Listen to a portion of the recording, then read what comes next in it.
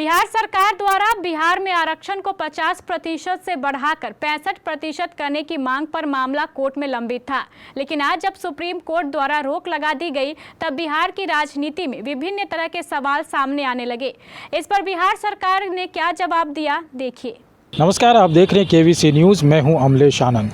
आरक्षण के मुद्दे को लेकर के विपक्ष लगातार पक्षधर पार्टी को यानी एनडीए को घेरते हुए नज़र आ रहे थे। बिहार में आरक्षण का दायरा बढ़ाया जाए, इसको लेकर के लगातार ये बातें चर्चा में आ रही थी। जैसा कि आपको पता है कि आज ये भी खबर आ गई कि बिहार में जो 65% आरक्षण का था उस पर सुप्रीम कोर्ट ने तत्काल रोक लगा दी है। इस पर विजय चौधरी जो मंत्री हैं बिहार सरकार के, क्या कुछ कह रहे हैं, सुनिए। सूची में डालने की अनुशंसा करेंगे, इसलिए ये मुद्दा आज जो बात आई है उससे आज की स्थिति में कोई फर्क नहीं पड़ता है और न ही उससे सरकार के स्टैंड में कोई गिरावट या कोई घटोतरी होती है। हम लोगों ने तो कहा है, उन्होंने कहा कि नहीं, हम पूरी सुनवाई करके करेंगे, अंतरिम आदेश नहीं देंगे।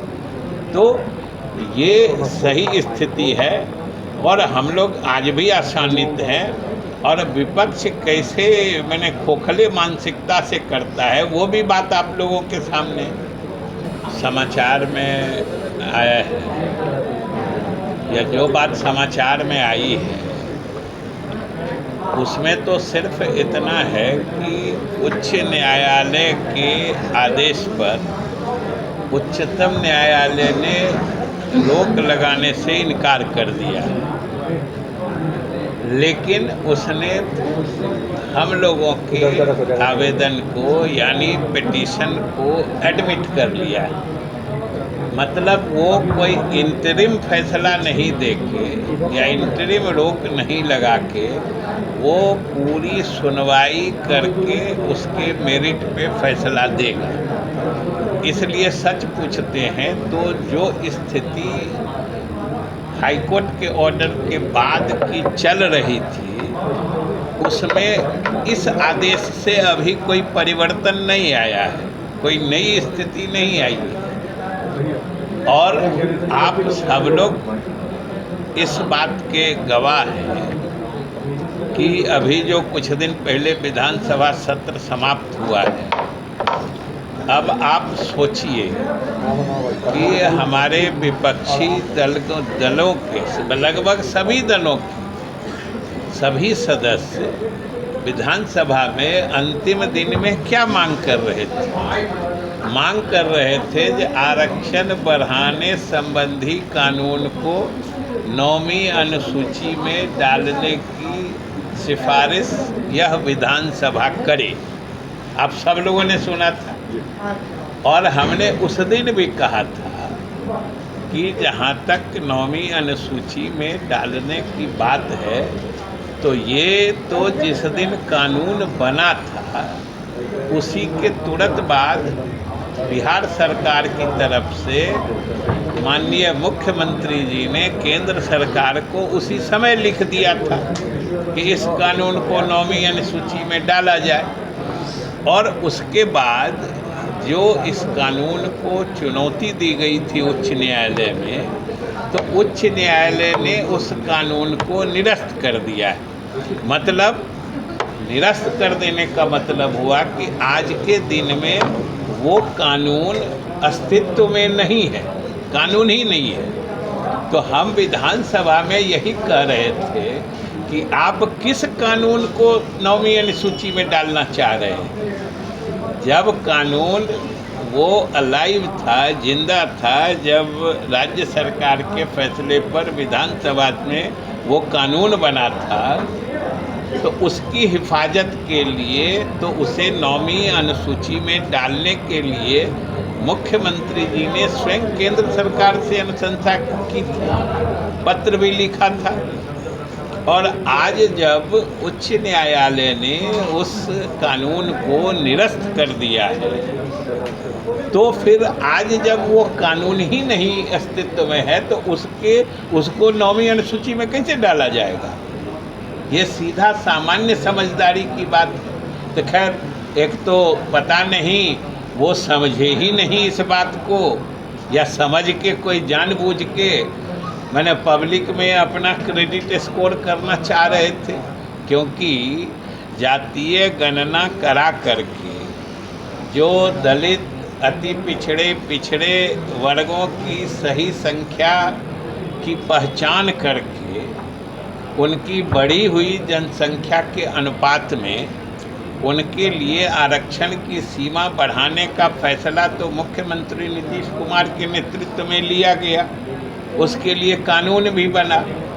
ये पूरे बिहार की जनता ने देखा है, और ख़ास के गरीब तबका जिनके लिए आरक्षण की सीमा बढ़ाई गई है, वो लोग इस बात से अच्छी तरह से वाकिफ़ हैं जो कौन ये किया है और कौन करना चाहता है। तो हमको लगता है कि इन लोगों को बदहवासी है कि पब्लिक जो सारे मतलब गरीब लोग मुख्यमंत्री जी और एनडीए के पक्ष में हैं, इससे ये विचलित हैं, परेशान हैं, सही और गलत का फ़र्क भी नहीं समझ रहे हैं। जो कानून ही नहीं है उसको कह रहे हैं कि इसको अनुसूची 9वीं अनुसूची में शामिल करने की अनुशंसा कर दी।